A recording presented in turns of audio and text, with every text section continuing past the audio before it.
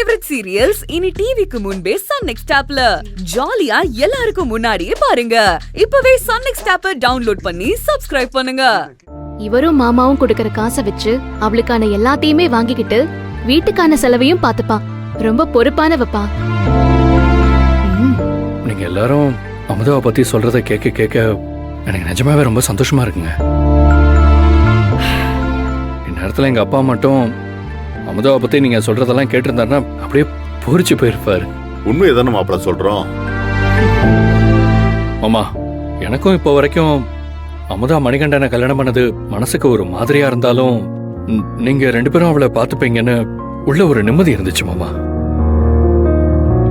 ஏன் நாங்களும் தான் இருக்கிறோம். நாங்கெல்லாம் பாத்துக்கப்பட்டுமா எல்லாரும் சேர்ந்து நல்லா பாத்துக்கிறோம். இல்லையே, இது எங்கேயோ இடிக்குதே. தள்ளி உட்காரு.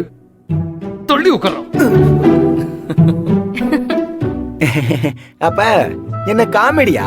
ஆமா அப்பா, நீ எப்பவும் மாமா பேசுறதுக்கு எதிரா தானே பேசுவ.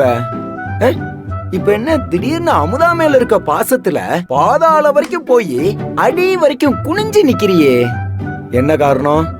மண்ணாங்கட்டி. காரணம் என்ன காரணம்?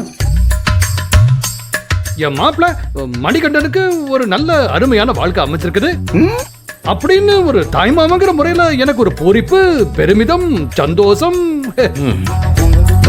அதான் இத ஒரு பெரிய கேள்வியா கேட்க வந்துட்டோம் போக்கத்தவன. தகப்பா, நீ என்ன பெத்ததுல இருந்தே பொண்ணு எனக்கு தெரியும். மாமா, புனிதா, உங்க விளையாட்டு நிறுத்துங்க. சும்மா அவரையே ஏதாவது சொல்லிட்டு இருக்கீங்க. சொல்லுமா. ஒரு வினையை என் கூடவே வச்சுக்கிட்டு என்ன அரும்பு திக்குன்னு சுத்திக்கிட்டு இருக்கிற. ஆனா சும்மா சொல்லக்கூடாது. அமுதா, வந்த கொஞ்ச நாள்லயே வீட்டுல இருக்கிறவங்க அத்தனை பேரோட ஓட்டையும் வாங்கிட்டியே. நீ பெரிய தில்லாலங்கடிதான்.